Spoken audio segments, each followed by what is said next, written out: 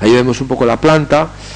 Yo diría que los dos criterios fundamentales de este proyecto eran la fragmentación, la restitución de alguna manera de algunos elementos que había ido perdiendo el espacio a lo largo del tiempo, como por ejemplo el parvis, y también el planteamiento de una geometría irregular frente a la geometría regular que tenía el espacio precedente, y finalmente el resaltar de alguna manera la topografía, para hacer de esa manera el espacio mucho más, digamos, mucho menos simétrico, mucho menos rígido a como era el espacio original.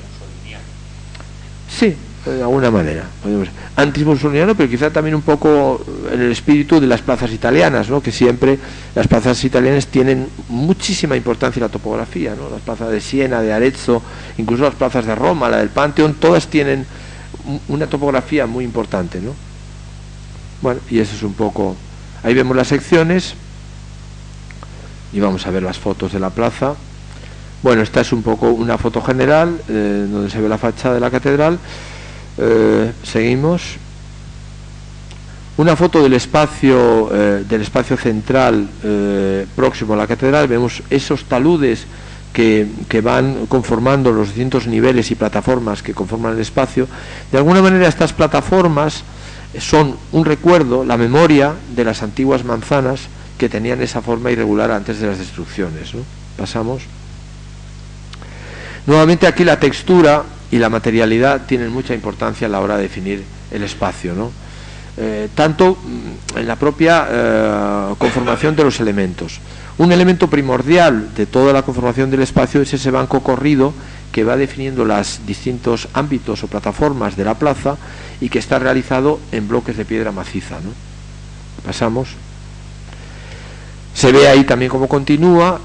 Otro tema es las texturas, los encuentros. Por ejemplo, ahí veríamos digamos, la textura del material que está muy próximo a la fachada antigua, que de alguna manera es la memoria de la calle que existía anteriormente, y cómo se va fundiendo, digamos, con la piedra de la plataforma donde crecen los árboles. Los árboles crecen como si emergieran, digamos, de un suelo anterior, ¿no?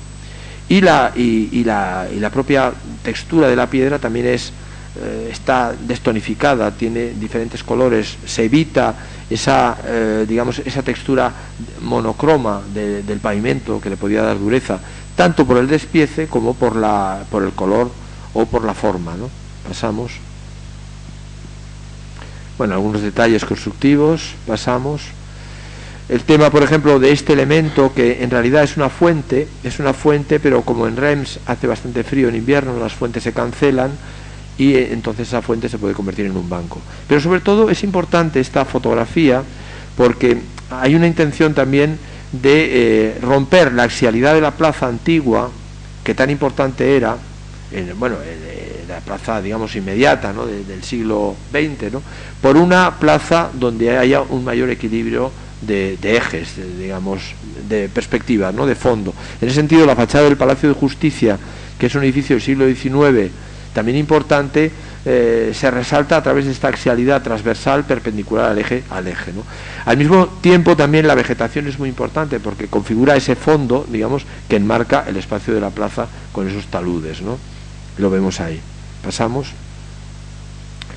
Bueno, el tema de los taludes, como digo, que ayudan a conformar esa topografía mucho más movida, mucho más irregular, y donde de alguna forma también, digamos, se hace que lo constructivo, que el tema de las aguas, que tradicionalmente han conformado siempre las plazas, o las mejores plazas, ¿no? Pues tomen protagonismo más allá de otro tipo de consideraciones más, podríamos decir, formales, ¿no? Pasamos. Ahí vemos un poco también la cierta, digamos, disponibilidad del espacio para los ciudadanos. Es decir, por ejemplo, esos taludes tienen una pendiente del 16%, con lo cual son perfectamente transversas. Se pueden hacer recorridos transversales, ¿no? Es decir, que la plaza no está solamente definida por esos ejes, sino que también está definida, se puede atravesar en todas las direcciones, ¿no? Se conforma, digamos, un espacio, digamos, multidireccional. La estatua de Juana de Arco, que está dispuesta ahí en ese punto, aquí vemos un poco el final de este eje que, como decía, enmarca también el Palacio de Justicia, ¿no? Pasamos. la dirección opuesta al eje, también hacia la otra calle final, donde confluye también el eje principal que va hacia la fachada, donde vemos también el parvis reconstruido, que ahora evidentemente no tiene esa condición de espacio sacro, pero sí de visión en proximidad de la fachada, ¿no? Es verdad que la fachada de la catedral es el protagonista en este caso, es decir, la plaza está al servicio de esta fachada, ¿no? Esta fachada que tiene una escala extraordinaria y además tiene algunas piezas de valor incalculable, como el propio repertorio escultóreo gótico, que debe de ser también visto en proximidad, ¿no? Y en ese sentido el banco del parvis garantiza esa visión próxima de los elementos, ¿no? Pasamos, lo vemos ahí, ¿no? También vemos un poco las diferentes texturas de la piedra.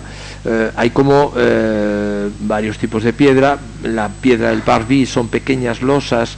La piedra del centro de la plaza es un adoquín granítico, calcáreo, perdón. Hay una piedra que es una piedra que se asemeja a la piedra de la catedral, que es la que define los bancos, y luego están las losas que veíamos antes, ¿no? Pasamos. Aquí vemos un poco también, digamos, la zona central de la plaza. Continuamos. Y un tema que es importante en estas arquitecturas del norte, ¿no?, que es el tema de la luz baja, ¿no? Algo que aquí seguramente en el sur se entiende menos, pero que es muy importante porque durante la latitud hace que durante una gran parte del año el sol esté muy bajo, ¿no? Entonces es muy importante la luz baja, porque refuerza la textura del suelo, ¿no? Lo vemos ahí muy claramente, ¿no? Como ese relieve, digamos, del adoquín se percibe precisamente a través de esas formas, de esas sombras largas y de esas, digamos, y de esa luz baja del norte, que en un día soleado de invierno, como está hecha esta fotografía, tiene particular relevancia, ¿no? Es decir, la idea de cómo también la arquitectura y la luz del norte no es la misma que la luz del sur, ¿no? Pasamos. Una vista nocturna. La Plaza de los Amantes de Teruel es un proyecto más reciente, es un proyecto de 2008 que todavía no se ha empezado, que veremos si al final se consigue construir con esta situación en la que nos encontramos todos. Bueno, la plaza es una plaza muy pequeña, interesante, porque en realidad no fue nunca una plaza.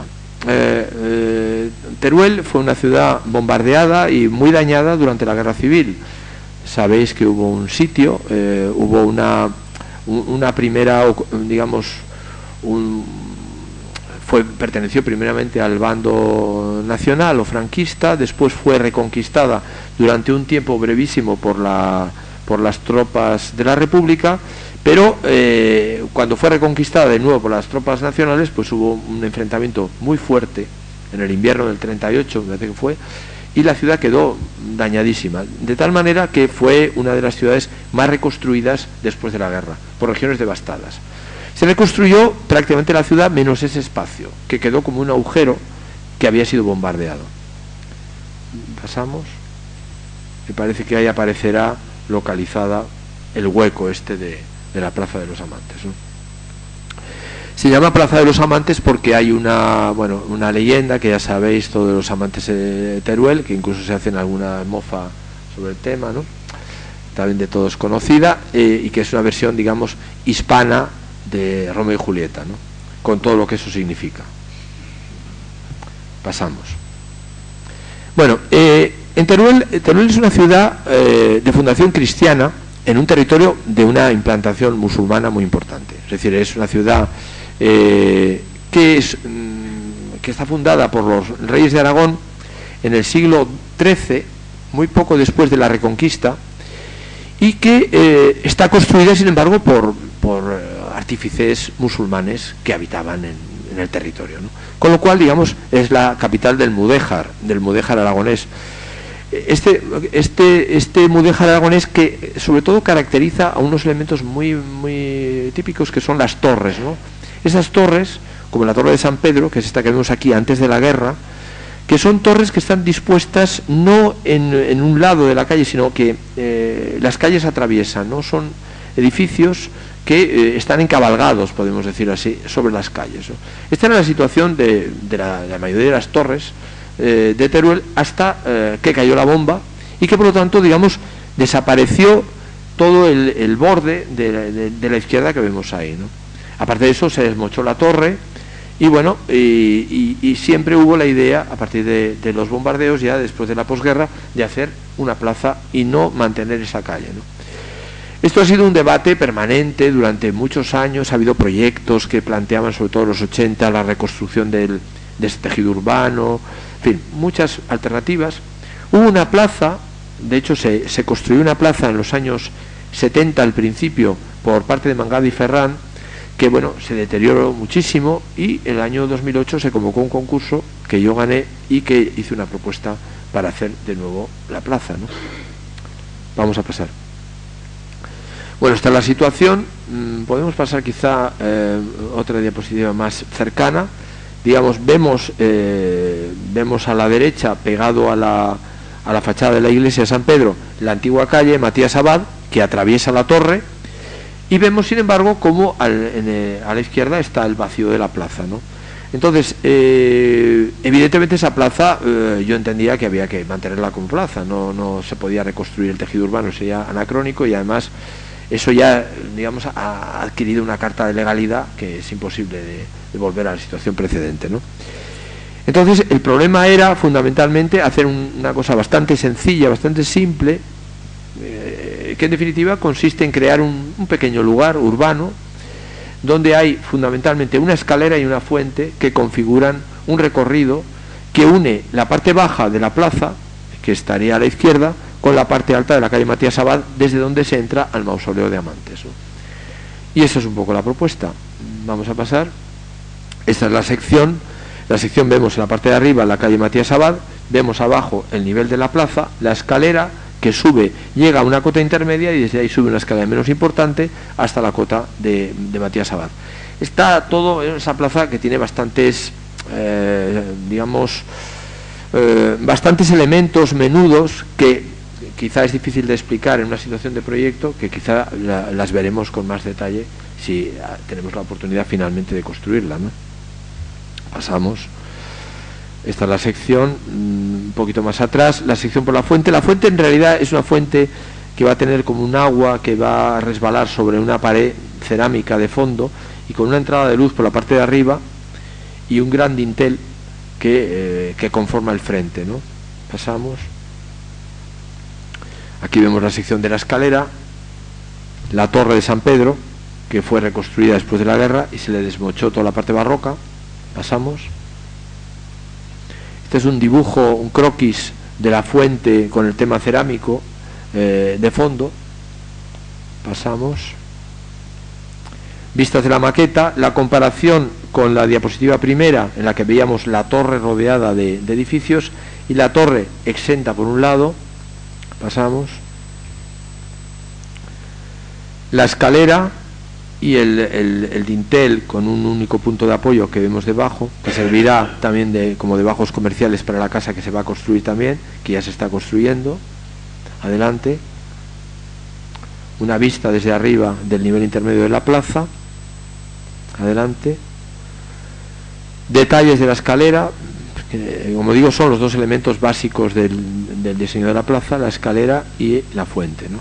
Y el pavimento, que también es un pavimento que tiene esa pendiente que va a dar a un punto de recogida de aguas, que también es un elemento clave, ¿no?, del proyecto de la plaza, ¿no? Tema de la escalera. Adelante. Bueno, hay un tema también interesante de la escalera, bueno, y de la plaza, que es que hay un tema que también me produce un poquito de sobresalto también, como lo de la arquitectura divertida y esas cosas, que es lo de mobiliario urbano, ¿no? Yo estoy en contra del mobiliario urbano, por eso he procurado en este caso no introducir ningún elemento mueble, ni siquiera farolas, ¿no?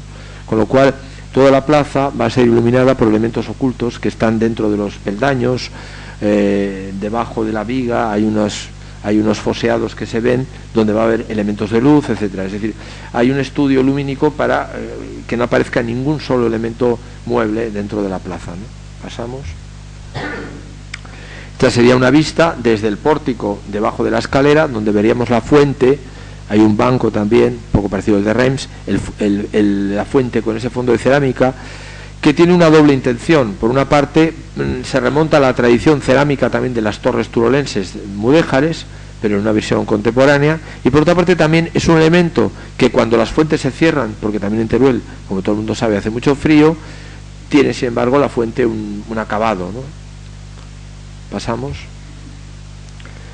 Y el tema de la escalera y de la barandilla, ¿no? Que a mí la balaustrada, ¿no? Yo pretendía investigar sobre el tema de la balaustrada vista desde una visión contemporánea, ¿no? El problema de la balaustrada que realmente, bueno, con todas las implicaciones digamos de la normativa cada vez más complicada, la necesidad de no pasar de 10 centímetros de separación entre balaustres, lo cual lleva a una duplicación de una barandilla por interior y por fuera los balaustres, que son como estas piezas de piedra esenciales, etcétera. Es decir, toda la problemática que esto suponía, y que de alguna manera yo entendía que una escalera pública como esta debía tener esa dignidad, esa monumentalidad de alguna forma que las escaleras antiguas tenían, ¿no?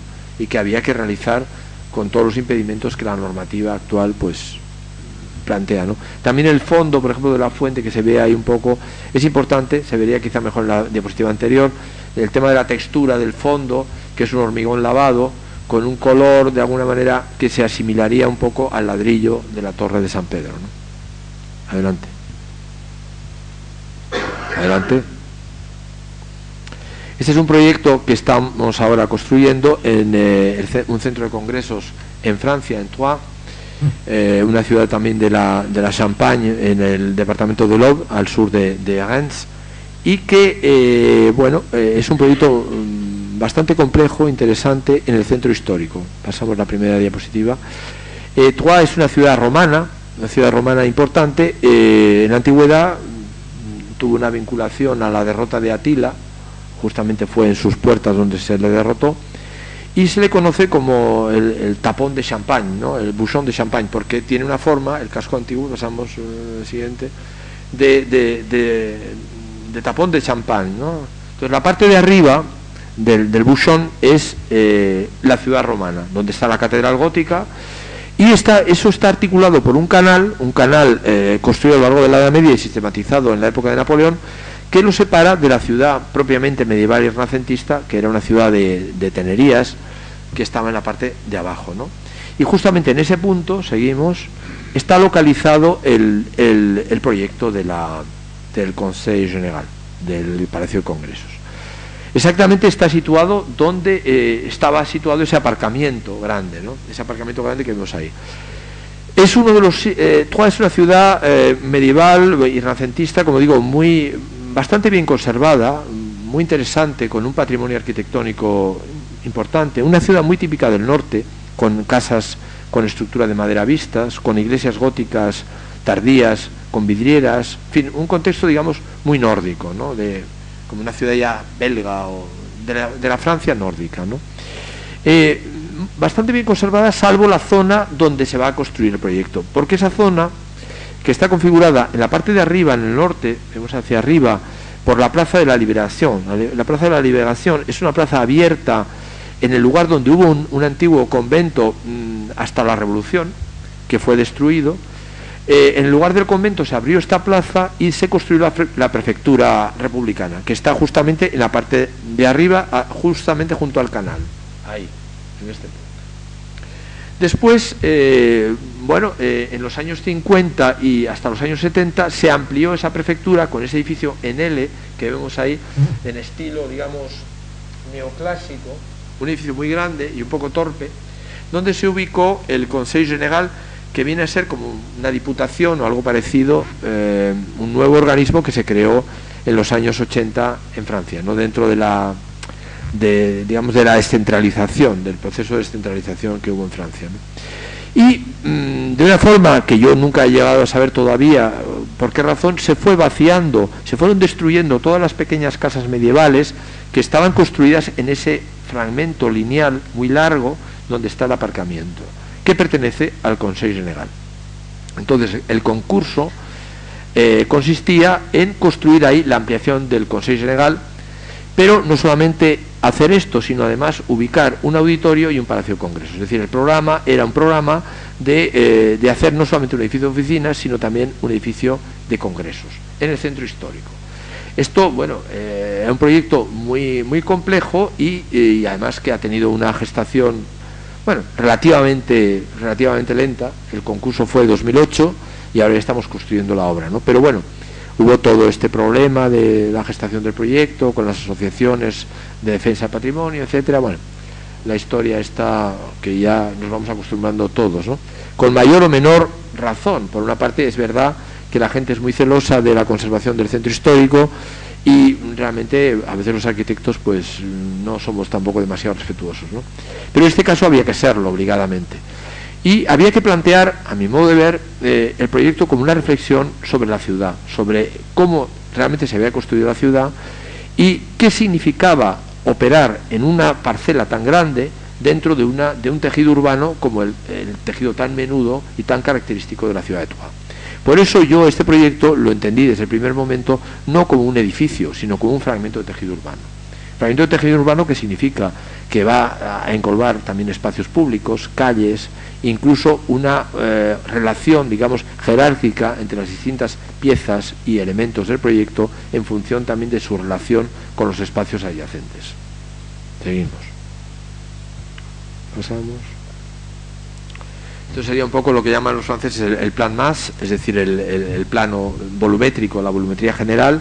Vemos la prefectura, vemos el Consejo Departamental antiguo y vemos la volumetría, que es una volumetría que consta básicamente de dos piezas: el auditorio, que lo vemos a la derecha, y el edificio administrativo y de congresos, de exposiciones y congresos, que estaría a la izquierda. El edificio de congresos, digamos, se abre también a la Plaza de la Liberación, a esa especie de ámbito que queda ahí entre la prefectura y el Consejo Departamental antiguo. Y por otro lado, todo el edificio se abre también a la Rue Gros, que es esta calle lineal, que bueno, que es una calle relativamente estrecha y donde el edificio también tiene una particularidad, digamos, de relación entre distintas partes, ¿no? Hay además una calle interior, que luego veremos, y una calle que atraviesa también el edificio y divide el edificio en dos partes. Pasamos. Ahí vemos un poco también el plano, digamos, de espacios públicos o de vacíos dentro del conjunto. Esa calle, digamos, que serpentea por la parte de atrás es la Rue Perdue, que dicho en francés parece muy elegante, pero en realidad quiere decir la calle de las putas, ¿no? La Rue Perdue, es exactamente eso. Y esa calle de las putas era muy importante porque era una permanencia histórica en la ciudad que había que mantener en todo caso, ¿no? Y de hecho el que se mantuviera o no mantuviera fue uno de los grandes debates que hubo allí y bueno, las asociaciones todas empeñadísimas en mantener eso, el Congreso aconsejó que no, bueno, al final se resolvió el problema y yo creo que ha enriquecido el proyecto. Luego hay una calle también que se ve menos, que es esta calle de ahí, que atraviesa el edificio y que es como una especie de marquesina que también enlaza el auditorio. Yo planteé este edificio también como una reflexión que aquí creo que no aparece ninguna diapositiva, pero que es importante remarcarlo. La relación que se produce entre las iglesias góticas y el tejido urbano menudo doméstico en la ciudad, ¿no? Que es una relación, digamos, todo lo contrario que lo que pasaba en Reims con la catedral y el tejido urbano, ¿no? La catedral vista como un monumento aislado y el tejido urbano había desaparecido. Aquí, sin embargo, está plenamente integrado, ¿no? Está plenamente integrado. Y esa relación era la que a mí me interesaba, porque era la forma de articular un edificio que necesariamente debía tener una escala mucho mayor que la de un edificio administrativo, pero que debía tener una relación, debía de integrarse no como un elemento emergente y destacado y separado del tejido urbano, sino integrado, ¿no? Entonces, veremos cómo, por ejemplo, hay una estrategia que es la primera estrategia, consiste en desplazar la sala del auditorio hacia el interior de la parcela, de manera que desde la calle estrecha de la Rue Gros esa sala no es visible, no se ve, y sin embargo hay un espacio alto que luego veremos, que es el espacio de la cafetería, donde realmente el edificio toma contacto con la calle, ¿no? Pasamos. Bueno, esta sería una planta, digamos, a nivel de planta baja, podríamos decir.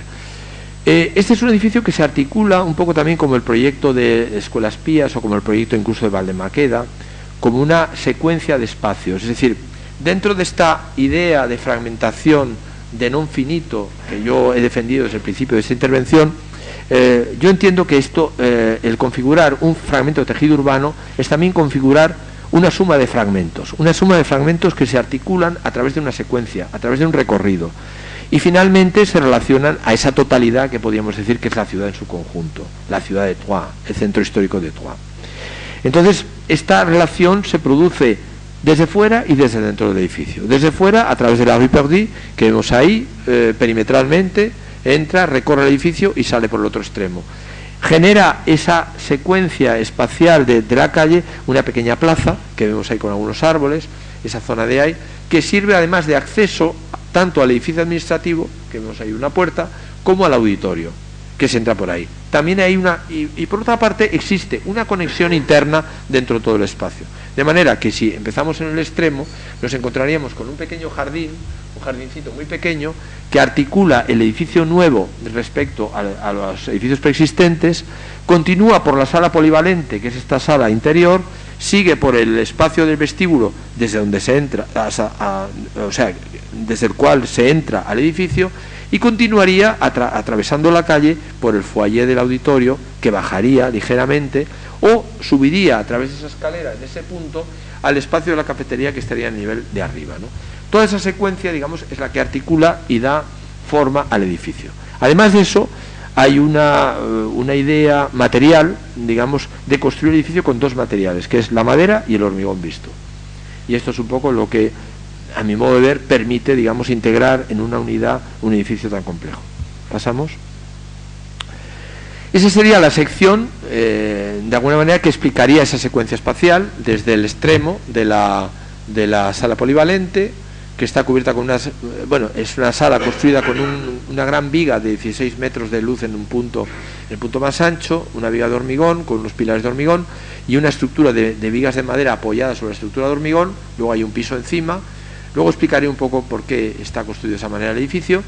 Vemos la sala más baja, cómo hay una compresión, también este juego de descompresión, compresión, la sala polivalente más alta, luego el acceso más bajo. Finalmente hay una descompresión cuando se llega al foyer del auditorio, y se pasa a través de unas puertas, que no lo vemos aquí en esta sección, pero bueno, se pasa a través de unas puertas a la sala, que es finalmente el clímax, ¿no? Pero por otra parte, en la planta de arriba, que es la que tenemos aquí, vemos toda esa serie de patios que permiten también de alguna manera introducir luz en las oficinas, incluso iluminar la sala polivalente desde arriba. Y en el caso del auditorio vemos como hay una escalera que desde la cafetería sube a un segundo nivel de foyer, de manera que, digamos, esa cafetería es un espacio muy alto, un poco como los cafés de los antiguos teatros, ¿no? Pasamos. Esa sería una sección por la sala polivalente. Veríamos la sala polivalente, veríamos cómo hay un pequeño patio arriba construido encima, cómo hay un patio lateral que es el patio alargado, cómo se introduce luz también en la sala polivalente a través de esa entrada en ese punto, y bueno, cómo van apareciendo algunos elementos, como el elemento este de fondo, que es la sala del consejo, que ahora veremos. Pasamos. Esa es la puerta de entrada a la Rue Perdue. Es un elemento también importante de articulación, porque sirve para, de alguna manera, establecer como la puerta del barrio, ¿no? Estaban muy interesados el presidente del consejo en que realmente esa calle no fuera solamente una calle pública, sino que también fuera una calle abierta al público durante el día, pero cerrada por la noche. Entonces hay una puerta que de alguna manera articula el edificio antiguo con el edificio nuevo, donde se van a hacer unas vidrieras. Como he dicho antes, Troyes es una ciudad con un gran patrimonio de vidrieras góticas. Entonces hay una artista moderna que también es restauradora de vidrieras, que va a hacer unas propuestas de vidrieras que seguramente veremos aquí alguna imagen. Y esto es la puerta de entrada de la Rue Perdue, ¿no? Pasamos. Esas son unas pruebas de vidrieras. Bueno, es complejo de explicar esto, pero digamos que son unas vidrieras que operan por... es una técnica parecida a la que utilizaba Matías Geritz en las obras de Barragán, ¿no? Es decir, es una vidriera que se refleja sobre un plano, sobre otra vidriera blanca, ¿no? De manera que no es el efecto directo de la vidriera de color, sino que la luz, cuando entra en la vidriera de color, proyecta el color sobre la vidriera blanca, con lo cual la matiza, ¿no? Y genera ese carácter más atmosférico, que es un poco lo que se pretende, ¿no? Esa es una prueba que tenemos ahí en la obra para la puerta. Pasamos. Unas perspectivas ya, una perspectiva del edificio tal y como se vería desde la Plaza de la Liberación. Vemos que la escala del edificio ahí es una escala muy pequeña, muy acorde con los edificios que hay ahí. Había además una obligatoriedad de construir con cubiertas inclinadas, porque es una zona protegida del casco histórico. Entonces se planteaba la obligatoriedad casi de construirlo con una cubierta de pizarra, como la del edificio preexistente que vemos a la izquierda. Convencimos a los arquitectos del patrimonio de construir con una cubierta de madera, es decir, con tejas de madera. De manera que entonces la reflexión sobre la arquitectura antigua de Troyes, que es esa arquitectura que está constituida siempre por un zócalo pétreo y una estructura de madera que se apoya sobre el zócalo pétreo, se transforma en un zócalo que en realidad es esa gran viga de canto de hormigón visto y una estructura de vigas de madera laminada que se apoyan sobre la viga de hormigón, ¿no? De manera que, digamos, se entiende así de una forma contemporánea esa articulación del zócalo con la arquitectura superior, ¿no? Y finalmente la cubierta es una cubierta de teja de madera, como digo, que de alguna manera continúa la materialidad de lo apoyado sobre el hormigón, ¿no? Pasamos. Una vista nocturna del conjunto de esa pieza. Debajo está la sala polivalente, que también está cerrada por unas vidrieras hacia la calle, unas vidrieras blancas, y que se abre al jardín, como hemos visto antes, ¿no? Siguiente. Una vista interior de la sala polivalente, abierta con unos vidrios transparentes hacia el fondo vegetal y con unos vidrios translúcidos de vidriera hacia la calle por el lateral, ¿no? Es como un non finito que se abre hacia el pequeño jardín. Las vigas de la madera laminada apoyadas sobre la viga de canto de hormigón, ¿no? Pasamos. Una vista diurna, podríamos decir, de detalle de la pieza. Siguiente. La maqueta del conjunto. Vemos ahí, vistas de la Rue Charles-Gros, veríamos el edificio administrativo a la izquierda, y el edificio del auditorio compuesto por esa galería de la cafetería y la sala lateral, o sea, desplazada respecto a la calle. Y ese elemento que emerge en la parte alta, que es la sala del Consejo, que luego veremos, ¿no? La sala de plenos del Consejo. Adelante. Una vista, digamos, de la maqueta también desde la Rue Charles-Gros. Vemos ahí esa secuencia de huecos. Vamos a ver quizá mejor en otra foto. Bueno, cómo se organiza la fachada por la Rue Charles-Gros, que está formada por esos elementos verticales que de alguna manera dan ese ritmo parecido al que tienen las casas domésticas dentro de Troyes, y bueno, que tienen sin embargo es como un ritmo variable, ¿no? Los huecos no tienen siempre la misma anchura, hay como una pauta de huecos estrechos y huecos anchos, y son, bueno, es como una variación de las carpinterías de las escuelas pías, ¿no? Solo que luego veremos también, incluso ya eso ya está construido. Pasamos. Una vista lateral con la pieza, digamos, de la sala de arriba, la sala del Consejo. Adelante. Un croquis del foyer, del salón de actos, donde se inicia la subida a la cafetería, que también tiene unas vidrieras en la parte, digamos, de arriba, lo vemos. Adelante. Una vista, estos son estudios, todavía no está del todo definido, del salón del auditorio. En principio se ve como una sala de noche, como un teatro de noche, ¿no? Con todas las paredes negras y únicamente los elementos acústicos que tienen un espesor seguramente pintados, ¿no? Adelante. Una vista de la cafetería, que tiene esa altura, como digo, casi triple altura, y la escalera que sube la parte de arriba del foyer. Siguiente. Una vista de la sala del Consejo desde dentro, que tiene una estructura particular, creo que se ve otra fotografía ya del más estudiado. Sí, tiene una estructura particular porque es una estructura apoyada sobre la estructura de muros de carga de hormigón de la parte de abajo. Son unos pilares finísimos de hierro macizo, por el tema también de incendios, y que apoyan como una especie de velarium muy ligero, que así como dándole a ese espacio, digamos, ese carácter de ligereza, como un elemento ya el elemento más elevado que se apoya ligeramente sobre el conjunto, ¿no? Pasamos. Algunas vistas de la obra. Esas son las vigas de apoyo de la sala del auditorio. Adelante. Los pilares exteriores. Todo el edificio está construido, como digo, de hormigón visto con un aparejo, digamos, también de encofrado de madera. Adelante. Sean las fachadas traseras del auditorio. Adelante. De nuevo las vigas. Adelante. Una vista del auditorio ya desde la calle esa que atravesaba y desde la Rue Charles-Gros. Adelante. Estas son unas vistas ya del edificio polivalente, incluso con el edificio de la sala del Consejo que está ya construido. Adelante. Una vista de las carpinterías ya en parte construidas y se ve el quiebro también de la calle. Adelante. Las carpinterías ya en parte construidas. La relación del edificio con el caserío urbano. Vemos allí en el fondo la iglesia. Adelante. Desde el punto de vista opuesto también es muy importante el quiebro de la calle, ¿no? Porque eso le da al edificio también una escala mucho más conveniente, ¿no? No se ve un edificio como largo del todo, sino que está fragmentado, ¿no? Adelante. El foyer ya construido en estructura, la escala que sube a la cafetería. Adelante. Esa será la vista del foyer, como quedará una vez que esté terminado, con esos peldaños que bajan, ese zócalo de piedra y todo el resto de blanco. La vista de la Rue Perdue hacia el fondo, con los árboles y la pequeña plaza. Adelante. El mismo foyer visto en sentido contrario. Y finalmente este proyecto de protección, si no es demasiado tarde, si queréis lo cortamos o como queráis, no sé. Seguimos.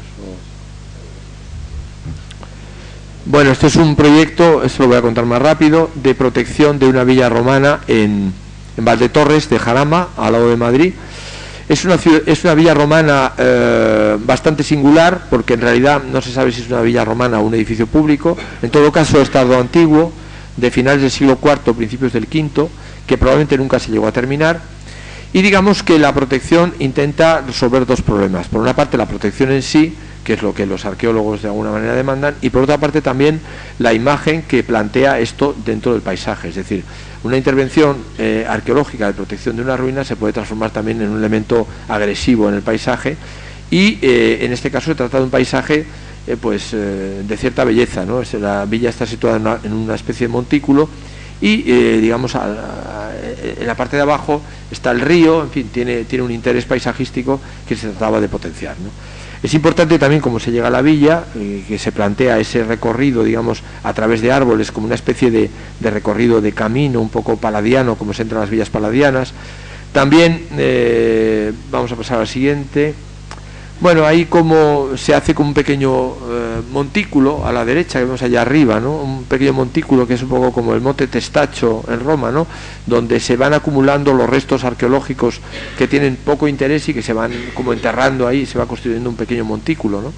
Entonces eso dialoga un poco con la villa, un poco como pasa con el pórtico del cementerio de Asplund, ¿no? El diálogo entre el pequeño montículo, el pequeño túmulo y la cubrición, ¿no? Ahí vemos la planta.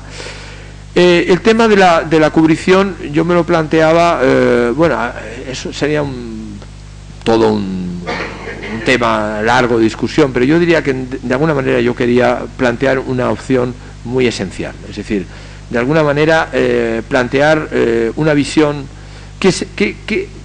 ¿cuál sería la memoria de alguna manera de la casa romana en la contemporaneidad? Y para mí la memoria de la casa romana, quizá la memoria más esencial, era la idea del impluvium.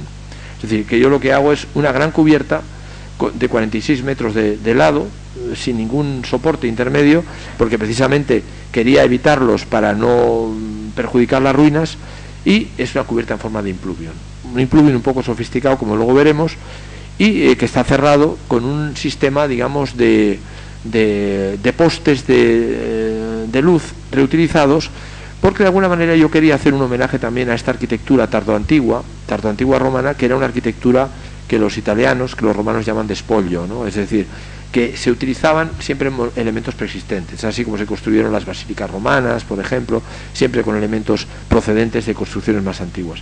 Entonces, esa visión, digamos, del spoglio entendido en una visión contemporánea, entendía yo que podía ser la de la reutilización de elementos como los postes, digamos, de luz, que se podían reutilizar como un elemento de empalizada que configuraran el cerramiento de la villa, ¿no?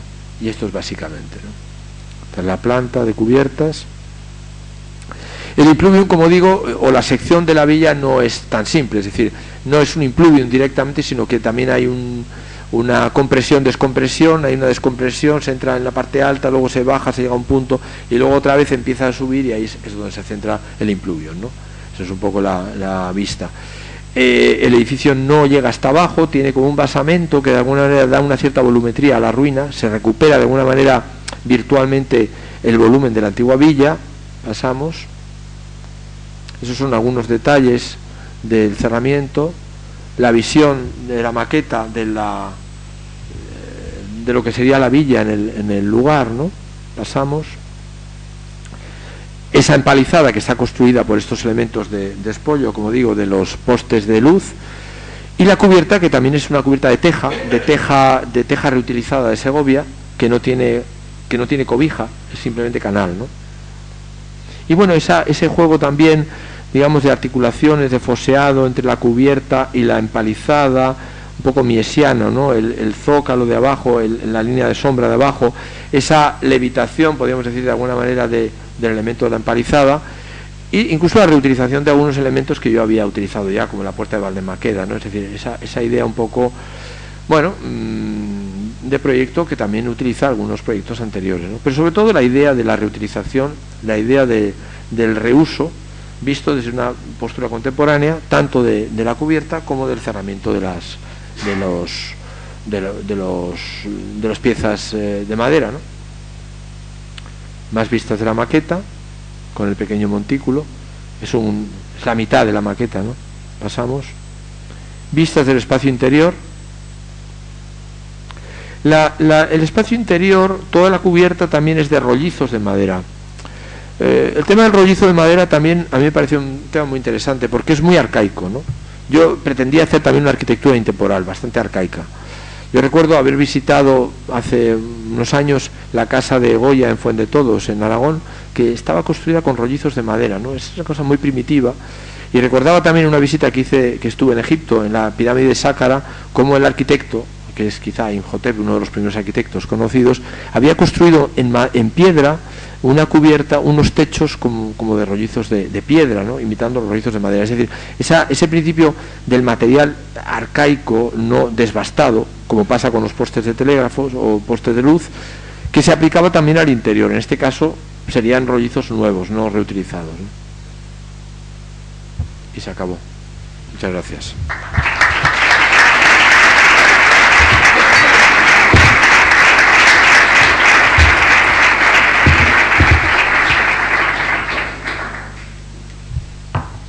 ¿Alguna pregunta? Es el momento.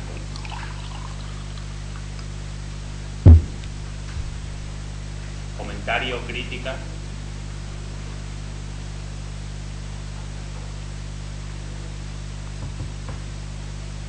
Nada. Pues nada, muchas gracias a todos por venir.